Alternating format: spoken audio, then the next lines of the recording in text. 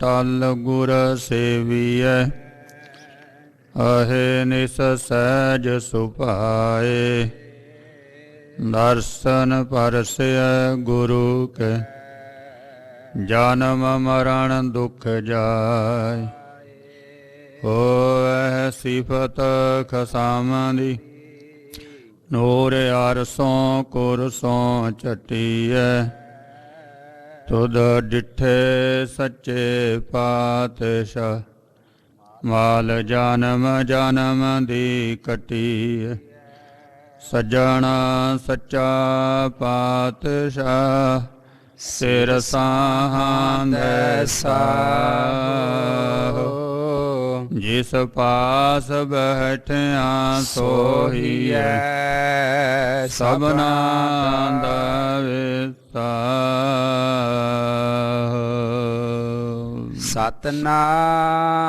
सतनाम श्री वाहेगुरु साहिब जी। राम कली महला पहला दखणी ओंकार इक ओंकार सतगुर प्रसाद ओंकार ब्रह्मा उत्पत ओंकार किया जिन चित्त ओंकार ब्रह्मा उत्पत ओंकार किया जिन चित्त ओंकार सैल जुग भये ओंकार वेद निर्मय ओंकार शब्द उधरे ओंकार गुरमुख तरे ओ नम अक्षर सुनो विचार ओ नम अक्षर तिर पवन सार सुन पांडे क्या लिखो जंजाला लिख राम नाम गुरमुख गोपाला रहाओ ससै सब जग सहज उपाया तीन पवन इक ज्योति गुरमुख वसत परापत होवै चुन लै मानक मोती समझै सूझै पढ़ पढ़ बूझै अंत निरंतर साचा गुरमुख देखै साच समाले बिन साचे जग काचा तद्दै धर्म तरे धर्मापुर गुणकारी मन तीरा तद्दै धूल पड़ै मुख मस्तक कंचन भये मनूरा धन तरनी धर आप अजोनी तोल बोल सच पूरा करते की मित करता जानै कै जानै गुर सूरा ज्ञान गवाया दूजा पाया गर्भ गले बिख खाया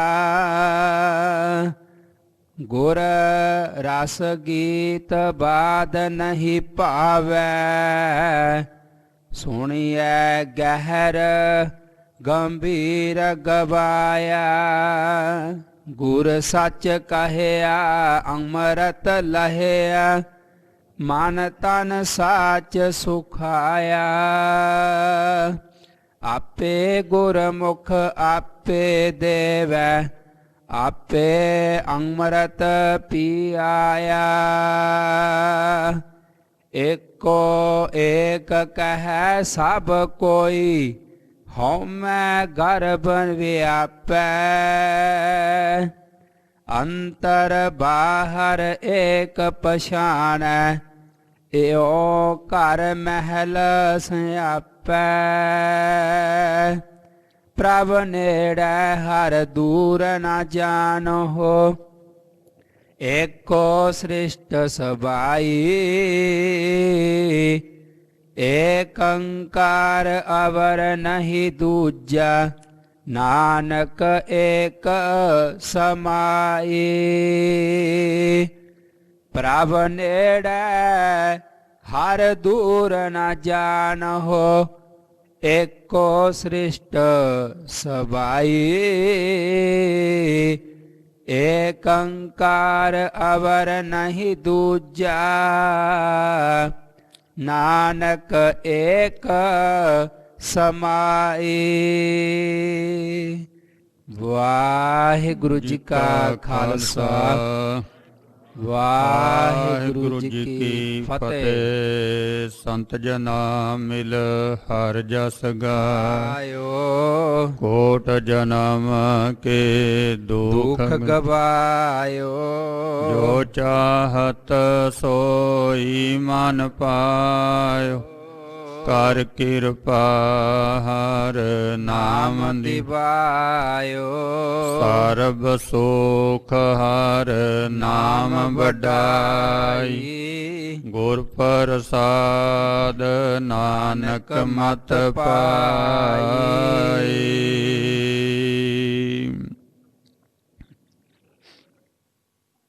ਆਤਤ ਪਾਵਨ ਆਗਤ ਵਛਲ ਕਰੁਣਾ ਨਿਧਾਨ ਅੰਤਰਜਾਮੀ ਸਤਿਗੁਰੂ ਸਾਹਿਬ ਸ੍ਰੀ ਗੁਰੂ ਗ੍ਰੰਥ ਸਾਹਿਬ ਜੀ ਦੇ ਹਜੂਰ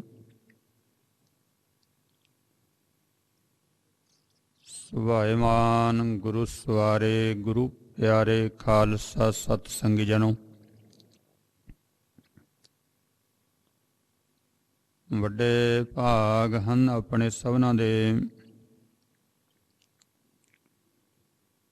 ਜਿਨ੍ਹਾਂ ਤੇ ਸਤਿਗੁਰਾਂ ਜੀ ਨੇ ਕਿਰਪਾ ਕਰਕੇ ਸਤ ਸੰਗਤ ਕਰਨ ਦਾ ਸੁਭਾਗਾ ਸਮਾਂ ਬਖਸ਼ਿਆ ਹੈ।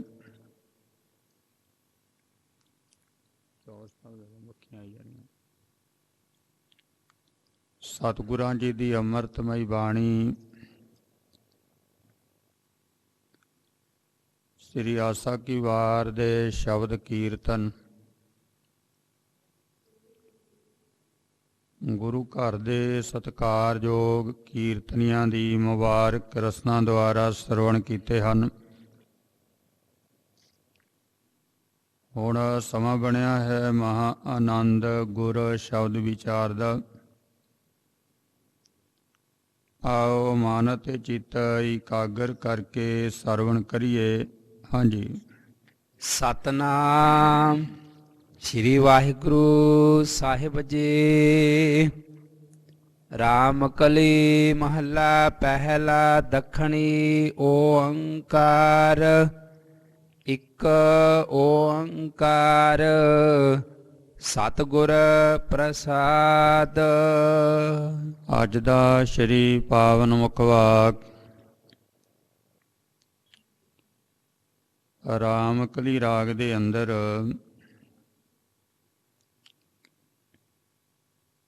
ਪਹਿਲੇ ਪਾਤਸ਼ਾਹ ਸਤਿਗੁਰੂ ਗੁਰੂ ਨਾਨਕ ਦੇਵ ਜੀ ਮਹਾਰਾਜ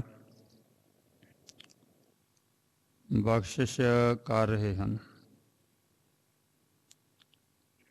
ਰਾਮ ਕਲੀ ਦੀ ਕਿਸਮ ਹੈ ਦੱਖਣੀ। ਬਾਣੀ ਦਾ ਨਾਮ ਹੈ ਓੰਕਾਰ। ਬਾਣੀ ਦੀ ਆਰੰਭਤਾ ਦੇ ਵਿੱਚ ਅਕਾਲ ਪੁਰਖ ਵਾਹਿਗੁਰੂ ਪਰਮੇਸ਼ਰ ਜੀ ਦਾ ਮੰਗਲ ਹੈ। ਇਕ ਓੰਕਾਰ ਸਤਿਗੁਰ ਪ੍ਰਸਾਦ। ਪਰਮਾਤਮਾ ਇੱਕ ਰਸ ਹੈ, ਅਦੁੱਤੀ ਹੈ। ਓੰਕਾਰ ਜੋ ਸਭ ਦਾ ਪ੍ਰਕਾਸ਼ਕ ਹੈ। ਐਸੇ ਪ੍ਰਮਾਤਮਾ ਨੂੰ ਜਾਣਨ ਦੇ ਲਈ ਸਤਿਗੁਰ ਪ੍ਰਸਾਦ ਸੱਚੇ ਗੁਰੂ ਦੀ ਕਿਰਪਾ ਦੀ ਲੋੜ ਹੈ। ਸੱਚੇ ਗੁਰੂ ਦੀ ਕਿਰਪਾ ਦੁਆਰੇ ਪਰਮਾਤਮਾ ਜਾਣਿਆ ਜਾਂਦਾ ਹੈ। ਹਾਂਜੀ। ਓੰਕਾਰ ਬ੍ਰਹਮਾ ਉਤਪਤ। ਬਾਣੀ ਦਾ ਸਿਰਲੇਖ ਓੰਕਾਰ ਹੈ। ਤੇ ਬਾਣੀ ਦੀ ਪਹਿਲੀ ਪੌੜੀ ਉਹ ਵੀ ਓੰਕਾਰ ਤੋਂ ਹੀ ਆਰੰਭ ਹੁੰਦੀ ਹੈ। ਸ੍ਰੀ ਗੁਰੂ ਗ੍ਰੰਥ ਸਾਹਿਬ ਮਹਾਰਾਜ ਜੀ ਦੇ ਅੰਦਰ ਤਕਰੀਬਨ 550 ਸ਼ਬਦ ਐਸੇ ਨੇ ਕਿ ਜਿਨ੍ਹਾਂ ਦੀ ਉਥਾਨਕ ਹੈ। ਕੁਝ ਇਤਿਹਾਸਕ ਤੱਥ ਜੁੜੇ ਹੋਏ ਨੇ। ਇਸ ਬਾਣੀ ਦੀ ਵੀ ਉਥਾਨਕਾ ਹੈ ਕਿ ਸਤਿਗੁਰਾਂ ਜੀ ਨੇ ਇਹ ਬਾਣੀ ਕਿੱਥੇ ਉਚਾਰਨ ਕੀਤੀ। ਇਸ ਬਾਣੀ ਦੇ ਰਾਹੀਂ ਕਿਹਨੂੰ ਕਿਹਨੂੰ ਉਪਦੇਸ਼ ਦਿੱਤਾ। ਬਹੁਤ ਦਾ ਜ਼ਿਕਰ ਹੈ ਤੇ ਬਾਣੀ ਦੀ ਜਿਹੜੀ ਰਹਾਉ ਦੀ ਪੰਕਤੀ ਹੈ ਉਹ ਵੀ ਇਹ ਭਾਵ ਨੂੰ ਸਪਸ਼ਟ ਕਰਦੀ ਕਿ ਸੁਣ ਪਾਂਡੇ ਕਿਆ ਲਿਖੋ ਜੰਜਾਲਾ। ਇਹਦਾ ਭਾਵ ਜਿਹੜਾ ਲਿਖਣ ਵਾਲਾ ਹੈ, ਲਿਖਾਉਣ ਵਾਲਾ ਹੈ, ਉਹਦੇ ਪ੍ਰਥਾਏ ਉਪਦੇਸ਼ ਹੈ। ਉਹ ਚਾਹੇ ਬ੍ਰਹਮਦਾਸ ਹੋਇਆ, ਕੋਈ ਹੋਰ ਹੋਇਆ, ਪ੍ਰਥਾਏ ਸਾਖੀ ਮਹਾਂਪੁਰਖ ਬੋਲਦੇ, ਸਾਂਝੀ ਸਗਲ ਜਹਾਨ ਹੈ। ਕਿਸੇ ਦੇ ਪ੍ਰਥਾਏ ਕਹਿਣਾ ਪਰ ਖੱਤਰੀ ਬ੍ਰਾਹਮਣ ਸੂਦ ਵੈਸ ਉਪਦੇਸ਼ ਚੌਂ ਵਰਨਾ ਕੋ ਸਾਂਝਾ। ਜਿਹੜਾ ਗੁਰੂ ਦਾ ਉਪਦੇਸ਼ ਹੈ ਉਹ ਸਾਰਿਆਂ ਦੇ ਲਈ ਸਾਂਝਾ ਹੈ, ਸਾਰੇ ਸੰਸਾਰ ਦੇ ਲਈ ਸਾਂਝਾ ਹੈ, ਹਰ ਇੱਕ ਦੇ ਲਈ ਹੈ। ਜੇ ਇੱਕ ਦੇ ਪਰਤਾਏ ਹੁੰਦਾ ਤੇ ਕਹਾਣੀ ਉੱਥੇ ਹੀ ਖਤਮ ਹੋ ਜਾਣੀ ਸੀ। ਪਰ ਇਹ ਨਿਰੰਕਾਰੀ ਬਾਣੀ ਵਿੱਚ ਉਪਦੇਸ਼ ਹੈ, ਇਹਦੀ ਹਰ ਇੱਕ ਮਨੁੱਖ ਨੂੰ ਆਪਣੇ ਜੀਵਨ ਦੇ ਵਿੱਚ ਸਦੀਵੀ ਲੋੜ ਹੈ। ਗੁਰ ਕਿਹਾ ਸਾਕਾਰ ਕਮਾਓ, ਗੁਰ ਕੀ ਕਰਨੀ ਕਾਹੇ ਧਾਵੋ। ਜੋ ਸਤਿਗੁਰਾਂ ਜੀ ਨੇ ਕਰਨ ਵਾਸਤੇ ਕਿਹਾ ਉਹ ਸਾਰਿਆਂ ਨੂੰ ਕਰਨ ਦਾ ਹੁਕਮ ਹੈ, ਕਿਸੇ ਇੱਕ ਲਈ ਨਹੀਂ ਹੈ। ਪੂਰੇ ਸੰਸਾਰ ਦੇ ਵਿੱਚ ਪੜ੍ਹਾਉਣ ਵਾਲੇ ਨੇ, ਸੰਸਾਰਿਕ ਵਿਦਿਆ ਟੀਚਰ ਦੇ ਰਹੇ ਨੇ, ਪ੍ਰੋਫੈਸਰ ਦੇ ਰਹੇ ਨੇ। ਧਾਰਮਿਕ ਵਿਦਿਆ ਜਿਹੜੀ ਹੈ ਉਹ ਧਾਰਮਿਕ ਲੋਕ ਦੇ ਰਹੇ ਨੇ, ਸਾਰੇ ਮਤਾਂ ਦੇ ਰਹੇ, ਸਾਰੇ ਦਿੰਦੇ ਨੇ। ਗੁਰੂ ਨਾਨਕ ਸਾਹਿਬ ਜੀ ਮਹਾਰਾਜ ਪੜ੍ਹਨ ਵਾਸਤੇ ਗੋਪਾਲ ਪਾਂਧੇ ਕੋਲ ਜਾਂਦੇ। ਜੋ ਉਹਨਾਂ ਨੇ ਕਿਹਾ ਉਹਨਾਂ ਨੇ ਸੁਣਿਆ। ਸੁਣ ਕੇ ਫਿਰ ਸਤਿਗੁਰੂ ਜੀ ਕਹਿੰਦੇ ਵੀ ਹੁਣ ਸਾਡੀ ਵੀ ਗੱਲ ਸੁਣ ਲਓ। ਹੁਣ ਇੱਕ ਟੀਚਰ ਨੂੰ ਸਟੂਡੈਂਟ ਕਹੇ ਵੀ ਮੇਰੀ ਗੱਲ ਸੁਣ ਲੈ ਤਾਂ ਪਤਾ ਹੀ ਹੈ ਫਿਰ ਉਸ ਟੀਚਰ ਦਾ ਕੀ ਭਾਵ ਹੋਊਗਾ। ਕਹਿੰਦੇ ਵੀ ਤੂੰ ਕੀ ਕਹੇਂਗਾ, ਤੂੰ ਪੜ੍ਹ, ਜਿਹੜਾ ਮੈਂ ਤੈਨੂੰ ਪੜ੍ਹਨ ਨੂੰ ਕਿਹਾ, ਜਿਹੜਾ ਲਿਖਣ ਨੂੰ ਕਿਹਾ ਲਿਖ, ਤੂੰ ਕੀ ਕਹਿਣਾ। ਸਤਿਗੁਰੂ ਜੀ ਕਹਿੰਦੇ ਵੀ ਨਹੀਂ, ਚਲੋ ਤੁਹਾਡੀ ਤਾਂ ਉਮਰ ਲੱਗ ਗਈ ਪੜ੍ਹਾਉਂਦਿਆਂ ਦੀ, ਕਿੰਨੇ ਬੱਚੇ ਤੁਹਾਡੇ ਕੋਲ ਪੜ੍ਹ ਕੇ ਚਲੇ ਗਏ, ਪਰ ਅਸੀਂ ਜਾਣਨਾ ਚਾਹੁੰਦੇ ਹਾਂ ਵੀ ਪੜ੍ਹਨਾ ਕਾਹਦੇ ਲਈ ਹੈ, ਪੜ੍ਹਾਉਂਦੇ ਤੁਸੀਂ ਕਾਹਦੇ ਲਈ ਹੈ। ਹੁਣ ਇਹ ਸਵਾਲ ਤਾਂ ਅੱਜ ਤੱਕ ਕਿਸੇ ਨੇ ਕੀਤਾ ਹੀ ਨਹੀਂ ਹੈ ਕਿ ਕਾਹਦੇ ਲਈ ਤੁਸੀਂ ਪੜ੍ਹਾਉਂਦੇ ਹੋ ਤੇ ਕਾਹਦੇ ਲਈ ਅਸੀਂ ਪੜ੍ਹਦੇ ਹਾਂ। ਇਹ ਨਹੀਂ ਕਿਸੇ ਨੇ ਸਵਾਲ ਕੀਤਾ। ਇਸੇ ਕਰਕੇ ਪੜ੍ਹਾਉਣ ਵਾਲਿਆਂ ਨੇ ਦੁਨੀਆ ਨੂੰ ਪੜ੍ਹਾਤਾ। ਦੁਨੀਆ ਪੜ੍ਹ ਪੜ੍ਹ ਕੇ ਚਲੀ ਗਈ, ਪਰ ਨਾ ਪੜ੍ਹਾਉਣ ਵਾਲੇ ਨੂੰ ਤੇ ਨਾ ਪੜ੍ਹਨ ਵਾਲੇ ਨੂੰ ਮਕਸਦ ਨਹੀਂ ਪਤਾ ਚੱਲਿਆ ਵੀ ਪੜ੍ਹਨ ਦਾ ਭਾਵ ਕੀ ਹੈ, ਕਾਹਦੇ ਲਈ ਪੜ੍ਹਦੇ। ਹੁਣ ਇਹ ਸਵਾਲ ਦਾ ਜਵਾਬ ਹੈ ਕਿ ਅਸੀਂ ਪੜ੍ਹਦੇ ਹਾਂ, ਪੜ੍ਹਾਉਂਦੇ ਹਾਂ ਕਾਹਦੇ ਲਈ, ਸਿਰਫ ਰੋਜੀ ਰੋਟੀ ਦੀ ਖਾਤਰ। ਪਰ ਹੁਣ ਦੂਸਰਾ ਪਾਸਾ ਵੇਖੀਏ ਵੀ ਜਿਹੜੇ ਅਨਪੜ੍ਹ ਨੇ, ਜਿਹੜੇ ਪੜ੍ਹੇ ਨਹੀਂ ਜਾਂ ਜਿਨ੍ਹਾਂ ਨੂੰ ਨਹੀਂ ਪੜ੍ਹਾਇਆ, ਉਹ ਕਿਹੜੇ ਭੁੱਖੇ ਮਰ ਰਹੇ ਨੇ। ਰੋਜੀ ਰੋਟੀ ਦਾ ਸਾਧਨ ਉਹਨਾਂ ਦਾ ਵੀ ਹੈਗਾ, ਕਿਉਂਕਿ ਭਾਰਤ ਖੰਡ ਦੇ ਵਿੱਚ ਸ਼ੂਦਰ ਨੂੰ, ਇਸਤਰੀ ਨੂੰ ਪੜ੍ਹਾਇਆ ਨਹੀਂ ਸੀ ਜਾਂਦਾ। ਫਿਰ ਉਹ ਕਿਹੜੇ ਭੁੱਖੇ ਮਰ ਗਏ, ਰੋਜੀ ਰੋਟੀ ਤਾਂ ਉਹਨਾਂ ਦੇ ਕੋਲ ਵੀ ਹੈਗੀ ਹੋਇਆ। ਇਹਦਾ ਭਾਵ ਇਹ ਖੰਡਨ ਹੋ ਜਾਂਦਾ ਹੈ ਵੀ ਜੇ ਕੋਈ ਕਹੇ ਵੀ ਪੜ੍ਹਨਾ ਤੇ ਪੜ੍ਹਾਉਣਾ ਸਿਰਫ ਰੋਜੀ ਰੋਟੀ ਦੇ ਲਈ ਹੈ, ਉਹ ਦੂਸਰਾ ਪੱਖ ਉਹਦਾ ਖੰਡਨ ਕਰ ਦਿੰਦਾ ਹੈ। ਬਈ ਨਹੀਂ, ਇਹ ਤੁਹਾਡਾ ਸਵਾਲ ਦਾ ਜਵਾਬ ਸਹੀ ਨਹੀਂ ਹੈ, ਕਿਉਂਕਿ ਅਨਪੜ੍ਹ ਵੀ ਕਮਾ ਰਹੇ ਨੇ, ਖਾ ਰਹੇ ਨੇ। ਇੱਥੇ ਖੰਡਨ ਹੋ ਗਿਆ। ਸਤਿਗੁਰੂ ਜੀ ਕਹਿੰਦੇ ਵੀ ਪੜ੍ਹਨ ਦਾ, ਪੜ੍ਹਾਉਣ ਦਾ ਕੋਈ ਭਾਵ ਹੋਰ ਵੀ ਹੈ। ਉਹਨੂੰ ਸਮਝਣ ਦੀ ਕੋਸ਼ਿਸ਼ ਕਰੋ ਵੀ ਕਾਹਦੇ ਲਈ ਪੜ੍ਹਦੇ। ਹਰ ਇੱਕ ਅੱਖਰ ਜਿਹੜਾ ਹੈ ਉਹ ਆਪਣੇ ਵਿੱਚ ਕੋਈ ਭੇਦ ਲਈ ਬੈਠਿਆ ਹੈ ਕਿ ਅਸੀਂ ਉਹਨੂੰ ਸਮਝਣਾ ਹੈ, ਕਿ ਉਹ ਭੇਦ ਸਾਡਾ ਹੈ, ਕਿਸੇ ਹੋਰ ਦਾ ਨਹੀਂ ਹੈ। ਇਹ ਸਾਡਾ ਭੇਦ ਹੈ, ਸਾਡੀ ਜ਼ਿੰਦਗੀ ਨਾਲ ਉਹਨਾਂ ਅੱਖਰਾਂ ਦਾ ਕੋਈ ਸੰਬੰਧ ਹੈ। ਲਿਖੇ ਹੋਏ ਅੱਖਰ ਅਗਰ ਸਾਡੇ ਜੀਵਨ ਦੇ ਵਿੱਚ ਨਹੀਂ ਆਏ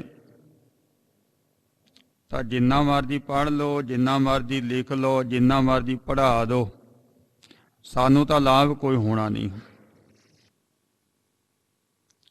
ਆਇਆ ਹੀ ਨਹੀਂ ਸਾਡੇ ਵਿੱਚ ਕੋਈ ਅੱਖਰ। ਤਾਂ ਫਿਰ ਗੁਰੂ ਨਾਨਕ ਸਾਹਿਬ ਜੀ ਨੇ ਜਦੋਂ ਗੋਪਾਲ ਪਾਂਧੇ ਦਾ ਮਨ ਬਣ ਗਿਆ, ਉਹ ਕਹਿੰਦਾ ਜੀ ਫਿਰ ਤੁਸੀਂ ਸਮਝਾਓ। ਇਹ ਸਤਿਗੁਰਾਂ ਜੀ ਨੇ ਪੱਟੀ ਉਚਾਰਨ ਕੀਤੀ ਆਸਾ ਰਾਗ ਦੇ ਵਿੱਚ, ਅੱਖਰਾਂ ਦੇ ਭੇਦ ਸਮਝਾਏ। ਇਹ ਜਿਹੜੇ ਅੱਖਰ ਆਪਾਂ ਪੜ੍ਹਦੇ ਆ, ਤੁਸੀਂ ਪੜ੍ਹਾਉਂਦੇ ਹੋ, ਇਹ ਸਾਡੇ ਬਾਰੇ ਕੀ ਕਹਿੰਦੇ ਨੇ। ਮਨੁੱਖ ਚੱਲ ਪਿਆ ਪਰ ਉਹਨੂੰ ਇਹ ਨਹੀਂ ਪਤਾ ਵੀ ਮੈਂ ਜਾਣਾ ਕਿੱਥੇ ਹੈ, ਮੇਰੀ ਮੰਜ਼ਿਲ ਕੀ ਹੈ। ਇਹਦਾ ਭਾਵ ਤਾਂ ਫਿਰ ਉਹ ਤੁਰਿਆ ਹੀ ਨਹੀਂ। ਅਸੀਂ ਤੁਰੇ ਹਾਂ, ਕੋਈ ਪੁੱਛੇ ਕਿੱਥੇ ਜਾਂਦੇ, ਕਹਿੰਦੇ ਐ ਨਹੀਂ ਪਤਾ ਕਿੱਥੇ ਜਾਣਾ, ਸ਼ਦਾਈ ਆ, ਕਾਮਲੇ ਆ, ਪਾਗਲ ਹੋ ਗਏ। ਬਸ ਇਹ ਸੰਸਾਰ ਦਾ ਦਸਤੂਰ ਹੈ ਕਿ ਤੁਰਿਆ ਹੋਇਆ ਤੇ ਹਰੇਕ ਹੈ,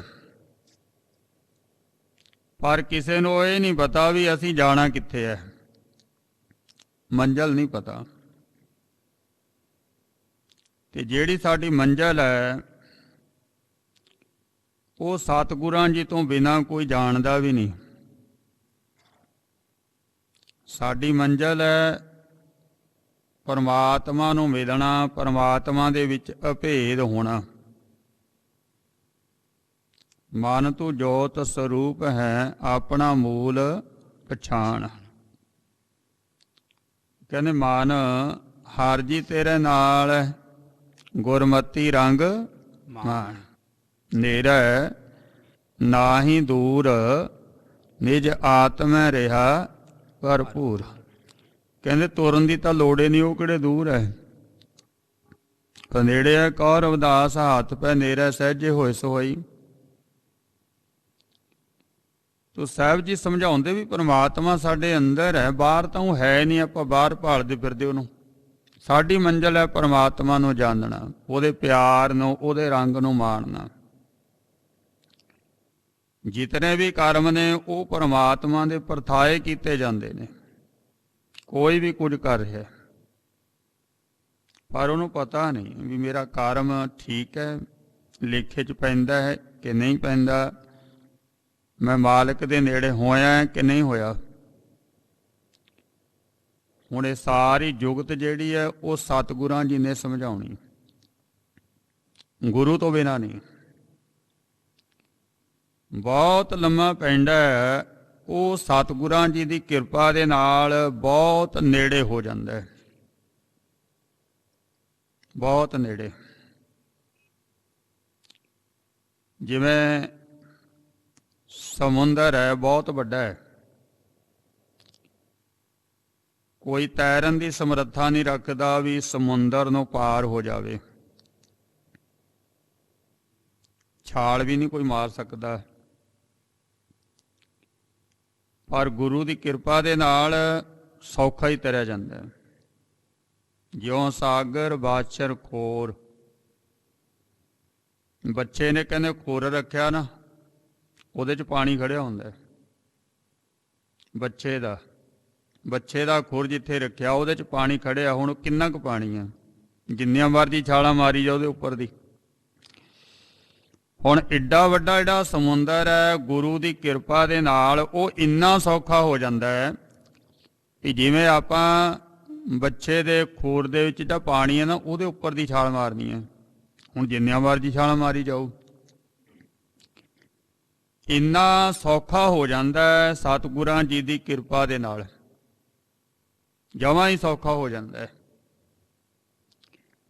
ਤੋ ਗੁਰੂ ਦੀ ਕਿਰਪਾ ਦੇ ਨਾਲ ਇਹ ਨੇੜਤਾ ਬਣ ਜਾਂਦੀ ਪਰਮਾਤਮਾ ਦੇ ਨਾਲ। ਗੁਰੂ ਜੀ ਸਮਝਾਉਂਦੇ ਵੀ ਬਹੁਤ ਨੇੜੇ ਹੈ। ਹੁਣ ਇੱਥੇ ਪੜ੍ਹਾਇਆ ਜਾਂਦਾ ਹੈ, ਲਿਖਾਇਆ ਜਾਂਦਾ ਹੈ। ਸਭ ਤੋਂ ਪਹਿਲਾ ਜਿਹੜਾ ਅੱਖਰ ਹੈ ਉਹ ਹੈਗਾ ਓ ਨਮः। ਸੰਸਕ੍ਰਿਤ ਦੇ ਵਿੱਚ ਪਰਮਾਤਮਾ ਦਾ ਮੰਗਲ ਹੈ, ਓ ਨਮः। ਉਸ ਨੂੰ ਓਮ ਕਹਿੰਦੇ, ਓਮ ਨਮः ਵੀ ਕਹਿੰਦੇ, ਕਈ ਰੂਪ ਨੇ ਇਹਦੇ। ਤੇ ਸਤਿਗੁਰਾਂ ਜੀ ਨੇ ਸ਼ਬਦ ਵਰਤਿਆ ਓੰਕਾਰ।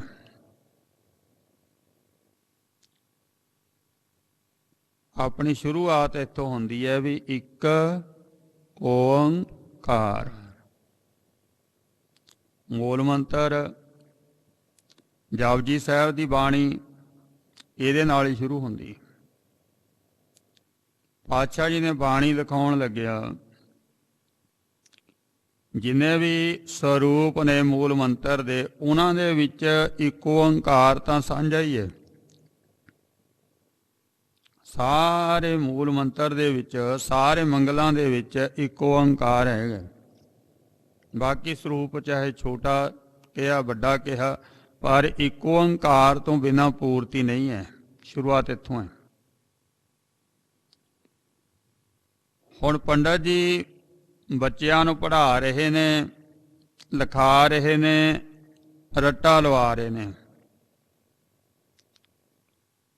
ਸਾਰੇ ਧਰਮ ਦੇ ਜਿੰਨੇ ਵੀ ਟੀਚਰ ਨੇ ਸਾਰਿਆਂ ਦਾ ਕੰਮ ਇਹੀ ਹੈ। ਇਹ ਨਹੀਂ ਵੀ ਇਕੱਲੇ ਪੰਡਤ ਜੀ ਦੀ ਗੱਲ ਹੈ। ਸਾਖੀ ਪਰਥਾਏ ਮਹਾਂਪੁਰਖ ਬੋਲਦੇ ਸਾਂਝੀ ਸਗਲ ਜਹਾਨ। ਇਹ ਸਾਰਿਆਂ ਵਾਸਤੇ ਹੈ। ਇਹ ਕੋਈ ਕਿਸੇ ਮੱਤ ਦਾ ਟੀਚਰ ਹੈ, ਉਪਦੇਸ਼ਕ ਹੈ, ਉਹਨਾਂ ਸਾਰਿਆਂ ਦੇ ਲਈ ਨੁਕਤਾ ਹੈ ਇਹ। ਕਿਉਂਕਿ ਸਤਿਗੁਰੂ ਜੀ ਕਹਿੰਦੇ ਵੀ ਜੇ ਪੜ੍ਹਾਉਣ ਵਾਲਾ ਸਹੀ ਹੋ ਜੇ, ਪੜ੍ਹਨ ਵਾਲੇ ਸਹੀ ਤਾਂ ਆਪਣੇ ਆਪ ਹੀ ਹੋ ਜਾਣਗੇ। ਪਰ ਜਦੋਂ ਪੜ੍ਹਾਉਣ ਵਾਲੇ ਸਹੀ ਨਹੀਂ ਹਨ, ਪੜ੍ਹਨ ਵਾਲੇ ਸਹੀ ਕਿੱਥੋਂ ਹੋਣਗੇ? ਉਹੀ ਰੋਜੀ ਰੋਟੀ ਦਾ ਸਾਧਨ ਹੈ ਨਾ, ਵੀ ਪੈਸੇ ਬਣਦੇ ਆ, ਤਨਖਾਹ ਮਿਲਦੀ ਹੈ, ਆਪਾਂ ਨੇ ਕੀ ਲੈਣਾ? ਕੋਈ ਪੜ੍ਹੇ ਨਾ ਪੜ੍ਹੇ, ਆਪਾਂ ਨੂੰ ਤਾਂ ਤਨਖਾਹ ਮਿਲਦੀ ਨਹੀਂ ਨਾ। ਰੋਜੀ ਰੋਟੀ ਦਾ ਸਾਧਨ ਹੈ। ਪਰ ਇਹ ਨਹੀਂ ਦੇਖਿਆ ਕਿ ਤੁਹਾਡਾ ਰੁਤਬਾ ਕਿੰਨਾ ਵੱਡਾ ਹੈ। ਮਾਤਾ ਪਿਤਾ ਸਿਰਫ ਬੱਚੇ ਨੂੰ ਜਨਮ ਦਿੰਦੇ ਆ, ਪਰ ਉਹ ਕਿਸੇ ਬੱਚੇ ਦਾ ਜੀਵਨ ਨਹੀਂ ਘੜ ਸਕਦੇ। ਬੱਚੇ ਦਾ ਜੀਵਨ ਬਣਾਉਣ ਵਾਸਤੇ ਬੱਚੇ ਨੂੰ ਟੀਚਰ ਦੀ ਝੋਲੀ ਵਿੱਚ ਪਾ ਦਿੱਤਾ ਜਾਂਦਾ ਹੈ, ਉਸਤਾਦ ਦੀ ਝੋਲੀ ਦੇ ਵਿੱਚ ਪਾ ਦਿੱਤਾ ਜਾਂਦਾ ਹੈ ਕਿ ਇਹਦੀ ਜ਼ਿੰਦਗੀ ਤੂੰ ਬਣਾਉਣੀ ਹੈ, ਇਹਦੀ ਜ਼ਿੰਦਗੀ ਤੂੰ ਘੜਨੀ ਹੈ, ਜੀਵਨ ਤੂੰ ਘੜਨਾ ਹੈ। ਐਵੇਂ ਥੋੜ੍ਹੀ ਉਸਤਾਦਾਂ ਨੂੰ ਰੱਬ ਕਰਕੇ ਮੰਨਿਆ ਜਾਂਦਾ, ਟੀਚਰਾਂ ਨੂੰ ਰੱਬ ਕਰਕੇ ਮੰਨਿਆ ਜਾਂਦਾ। ਉਹਨਾਂ ਦੀ ਬਹੁਤ ਵੱਡੀ ਜ਼ਿੰਮੇਵਾਰੀ ਹੈ ਕਿ ਜਿਨ੍ਹਾਂ ਨੇ ਮਨੁੱਖ ਦਾ ਜੀਵਨ ਘੜਨਾ ਹੈ, ਬਹੁਤ ਵੱਡੀ ਜ਼ਿੰਮੇਵਾਰੀ। ਪਰ ਉਹ ਭੱਜ ਗਿਆ ਕਿ ਮੇਰੀ ਕੋਈ ਜ਼ਿੰਮੇਵਾਰੀ ਨਹੀਂ ਹੈ। ਤੇ ਜੀਵਨ ਬਣਾਉਣਾ ਸੀ ਉਸਤਾਦ ਨੇ, ਜੀਵਨ ਬਣਾਉਣਾ ਸੀ ਟੀਚਰ ਨੇ, ਤੇ ਉਹੀ ਨਹੀਂ ਆਪਣੇ ਜ਼ਿੰਮੇਵਾਰੀ ਲੈ ਰਿਹਾ। ਜੀਵਨ ਤਾਂ ਬਰਬਾਦ ਹੋ ਰਿਹਾ ਨਾ। ਸਤਿਗੁਰੂ ਜੀ ਸੁਚੇਤ ਕਰਦੇ ਕਿ ਜਿਹੜੀ ਵੀ ਆਪਣੀ ਜ਼ਿੰਮੇਵਾਰੀ ਹੈ, ਕੋਈ ਵੀ ਆਪਾਂ ਨੂੰ ਜ਼ਿੰਮੇਵਾਰੀ ਦਿੱਤੀ ਹੋਈ ਹੈ, ਉਹਦੇ ਜਵਾਬ ਦੇ ਆਪਾਂ ਹੈਗੇ ਆ। ਜਵਾਬ ਦਿਓ ਵੀ ਇਹ ਤੁਸੀਂ ਕਿਉਂ ਨਹੀਂ ਕਰ ਸਕੇ। ਹੁਣ ਟੀਚਰ ਜਵਾਬ ਦਿੰਦਾ ਜੀ ਬੱਚਾ ਪੜ੍ਹਦਾ ਹੀ ਨਹੀਂ ਹੈ। ਇਹ ਤਾਂ ਹੁਣ ਸਭ ਨੂੰ ਪਤਾ ਹੈ ਬੱਚਾ ਪੜ੍ਹਦਾ ਨਹੀਂ ਹੈ। ਪੜ੍ਹਾਉਣ ਵਾਸਤੇ ਹੀ ਟੀਚਰ ਦੇ ਕੋਲ ਭੇਜਿਆ। ਗੱਜ ਕੇ ਆਖੋ ਸਤਿਨਾਮ ਸ੍ਰੀ ਵਾਹਿਗੁਰੂ। ਤੁਹਾਡੇ ਕੋਲ ਪੜ੍ਹਨ ਵਾਸਤੇ ਭੇਜਿਆ ਇਹਨੂੰ। ਜੇ ਪੜ੍ਹਦਾ ਹੁੰਦਾ ਫਿਰ ਤੁਹਾਡੇ ਕੋਲ ਭੇਜਣ ਦੀ ਲੋੜ ਹੀ ਨਹੀਂ ਸੀ ਹੈ। ਇਹ ਕੋਈ ਰਿਸਪੌਂਸਿਬਿਲਟੀ ਨਹੀਂ ਹੈ ਕਿ ਤੁਹਾਡਾ ਬੱਚਾ ਨਹੀਂ ਪੜ੍ਹਦਾ। ਬੱਚੇ ਨੂੰ ਪੜ੍ਹਨ ਵਾਸਤੇ ਭੇਜਿਆ ਤੇ ਤੁਹਾਡਾ ਪੜ੍ਹਾਉਣਾ ਫਰਜ਼ ਹੈ ਬਈ। ਹੁਣ ਇੱਥੋਂ ਭੱਜ ਨਹੀਂ ਸਕਦੇ ਉਸਤਾਦ, ਧਰਮ ਦੇ ਪ੍ਰਚਾਰਕ ਇੱਥੋਂ ਭੱਜ ਨਹੀਂ ਸਕਦੇ। ਉਹਨਾਂ ਦੀ ਜ਼ਿੰਮੇਵਾਰੀ ਹੈ। ਤੁਸੀਂ ਆਪਣਾ ਜੀਵਨ ਸਹੀ ਤਰੀਕੇ ਨਾਲ ਪੇਸ਼ ਨਹੀਂ ਕਰ ਸਕੇ, ਆਪਣੇ ਜੀਵਨ ਦਾ ਪ੍ਰਭਾਵ ਪਾ ਨਹੀਂ ਸਕੇ, ਜਿਹਦੇ ਕਰਕੇ ਉਹ ਸਹੀ ਚੱਲਿਆ ਨਹੀਂ। ਜ਼ਿੰਮੇਵਾਰ ਅਸੀਂ ਹਾਂ। ਅਸੀਂ ਨਹੀਂ ਪਾ ਸਕੇ ਆਪਣੇ ਜੀਵਨ ਦਾ ਪ੍ਰਭਾਵ। ਜੋ ਅਸੀਂ ਬੱਚੇ ਨੂੰ ਕਰਨ ਵਾਸਤੇ ਕਹਿ ਰਹੇ ਹਾਂ ਉਹ ਸਾਡੇ ਕੋਲ ਹੈ ਹੀ ਨਹੀਂ, ਅਸੀਂ ਉਹਦੇ ਨੇੜੇ ਹੀ ਨਹੀਂ। ਬੱਚਾ ਕਿਵੇਂ ਕਰੇਗਾ? ਕੁੱਟਣ ਨਾਲ ਤਾਂ ਨਹੀਂ ਕਰੇਗਾ। ਜਿਵੇਂ ਕੋਈ ਸਾਧੂ ਦੇ ਕੋਲ ਮਾਤਾ ਜੀ ਬੱਚੇ ਨੂੰ ਲੈ ਕੇ ਜਾਂਦੇ, ਬਾਬਾ ਜੀ ਗੁੜ ਖਾਣ ਤੇ ਨਹੀਂ ਹਟਦਾ, ਕਹਿੰਦੇ ਭਾਈ ਅਗਲੇ ਹਫ਼ਤੇ ਲਿਆਇਓ। ਫੇਰ ਕਹਿੰਦੇ ਅਗਲੇ ਹਫ਼ਤੇ ਲਿਆਇਓ, ਫੇਰ ਵੀ ਨਹੀਂ ਗੱਲ ਬਣੀ। ਤੀਸਰੇ ਹਫ਼ਤੇ ਲੈ ਕੇ ਆਓ। ਫੇਰ ਉਹਨੂੰ ਬੱਚੇ ਨੂੰ ਕੋਲ ਬਿਠਾਇਆ, ਪਿੱਠ ਤੇ ਹੱਥ ਫੇਰਿਆ, ਕਹਿਣ ਲੱਗੇ ਪੁੱਤਰ ਗੁੜ ਛੱਡ ਦੇ। ਕਹਿੰਦਾ ਜੀ ਠੀਕ ਹੈ, ਅੱਜ ਤੋਂ ਬਾਅਦ ਨਹੀਂ। ਕਹਿੰਦੇ ਨਹੀਂ, ਹੌਲੀ ਹੌਲੀ ਛੱਡ ਦੇ, ਘਟਾ ਦੇ ਇਹਨੂੰ, ਯਕਦਮ ਨਾ ਛੱਡੀ, ਫੇਰ ਜੀ ਕਰੂਗਾ। ਕਹਿੰਦਾ ਜੀ ਠੀਕ ਹੈ, ਹਫ਼ਤੇ 'ਚ, 2 ਹਫ਼ਤੇ 'ਚ, 15 ਦਿਨ 'ਚ, 21 ਦਿਨਾਂ 'ਚ ਛੱਡ ਦੇਂਗਾ। ਸਾਡੇ ਸਤਿਪੁਰਸ਼ਾਂ ਨੇ ਜਿਹੜਾ ਵਿਚਾਰ ਦਿੱਤਾ ਹੈ, ਪਤਾ ਨਹੀਂ ਵਿਗਿਆਨ ਇਹਦੇ ਨਾਲ ਸਹਿਮਤ ਹੈਗੀ ਹੈ ਜਾਂ ਨਹੀਂ। ਉਹ ਕਹਿੰਦੇ ਵੀ ਘੱਟ ਤੋਂ ਘੱਟ 1.25 ਮਹੀਨਾ, 40 ਦਿਨ ਜ਼ਰੂਰ ਚਾਹੀਦੇ ਆ, ਫੇਰ ਕਿਤੇ ਸਾਡਾ ਮਾਈਂਡ ਜਿਹੜਾ ਉਹ ਚੇਂਜ ਹੁੰਦਾ ਹੈ। 40 ਦਿਨ ਸਤਿਪੁਰਖਾਂ ਨੇ ਕਿਹਾ। ਪਰ ਫੇਰ ਵੀ ਉਹ ਕਹਿੰਦੇ ਵੀ ਜੇ ਨਹੀਂ ਹੋਇਆ, ਕਹਿੰਦੇ ਅੱਗੇ 40 ਹੋਰ ਕਰ ਲਓ, ਕੋਈ ਗੱਲ ਨਹੀਂ। ਸੋ ਇੰਨੇ ਕੁ ਦਿਨ ਤਾਂ ਇਹਦੀਆਂ ਆਦਤਾਂ ਨੂੰ ਬਦਲਣ ਵਾਸਤੇ ਚਾਹੀਦਾ ਹੈ। ਹੁਣ ਬੀਬੀ ਕਹਿਣ ਲੱਗੀ, ਮਹਾਂਪੁਰਖੋ ਮੇਰੇ 3 ਗੇੜੇ ਤੁਸੀਂ ਲਵਾ ਤੇ ਇੰਨੀ ਕੁ ਗੱਲ ਕਹਿਣ ਨੂੰ, ਇਹ ਤੁਸੀਂ ਪਹਿਲਾਂ ਹੀ ਕਹਿ ਦੇਣਾ ਸੀ। ਉਹ ਹੱਸ ਪਏ, ਕਹਿੰਦੇ ਬੀਬਾ ਵੀ ਮੇਰਾ ਆਪਣਾ ਸੁਭਾਅ ਸੀ ਗੁੜ ਖਾਣ ਦਾ, ਤੇ ਉਹ ਮੈਂ ਗੁੜ ਖਾਣਾ ਤੇ ਇਹਨੂੰ ਮੈਂ ਕਹਾਂ ਖਾਣਾ ਨਹੀਂ, ਇਹਦੇ ਤੇ ਅਸਰ ਨਹੀਂ ਹੋਣਾ। ਇਸ ਲਈ ਆ 21 ਦਿਨਾਂ ਦੇ ਵਿੱਚ ਪਹਿਲਾਂ ਮੈਂ ਗੁੜ ਖਾਣਾ ਛੱਡਿਆ, ਹੌਲੀ ਹੌਲੀ ਹੌਲੀ ਹੌਲੀ। ਹੁਣ ਛੱਡਤਾ, ਹੁਣ ਨਹੀਂ ਖਾਂਦਾ। ਤੇ ਹੁਣ ਬੱਚੇ ਨੂੰ ਕਹਿ ਤਾ, ਦੇਖੀ ਤੇਰਾ ਬੱਚਾ ਗੁੜ ਛੱਡ ਦੇਗਾ। ਜੀਵਨ ਦਾ ਪ੍ਰਭਾਵ ਨਹੀਂ ਸੀ ਪੈਣਾ ਉਹਦੇ ਉੱਤੇ, ਵੀ ਜੋ ਅਸੀਂ ਆਪ ਕਰਦੇ ਦੂਏ ਨੂੰ ਕਹਿਣਾ ਵੀ ਇਹ ਕਰਨਾ ਨਹੀਂ, ਅਸਰ ਹੀ ਨਹੀਂ ਹੋਣਾ, ਹੋਣਾ ਨਹੀਂ। ਸਾਧੂ ਸੰਤਾਂ ਨੇ ਕਮਾਈ ਕੀਤੀ, ਗੁਰਮੁਖਾਂ ਨੇ ਕਮਾਈ ਕੀਤੀ, ਉਹਨਾਂ ਦੇ ਜੀਵਨ ਦਾ ਪ੍ਰਭਾਵ ਪੈਂਦਾ ਸੀ। ਹੁਣ ਗਿਆਨ ਤੇ ਬਹੁਤ ਹੈ, ਬਹੁਤ ਜ਼ਿਆਦਾ।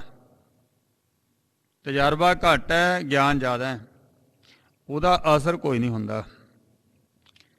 ਤੇ ਸਤਿਗੁਰੂ ਜੀ ਕਹਿੰਦੇ ਵੀ ਜਦੋਂ ਉਸਤਾਦ ਠੀਕ ਨਹੀਂ, ਪ੍ਰਚਾਰਕ ਠੀਕ ਨਹੀਂ, ਟੀਚਰ ਠੀਕ ਨਹੀਂ ਹੈ, ਇਹ ਹੋ ਹੀ ਨਹੀਂ ਸਕਦਾ ਵੀ ਸਾਡਾ ਸਕੂਲ ਠੀਕ ਹੋ ਜਾਵੇ, ਸਾਡਾ ਸਮਾਜ ਠੀਕ ਹੋ ਜਾਵੇ, ਇਹ ਹੋ ਨਹੀਂ ਸਕਦਾ।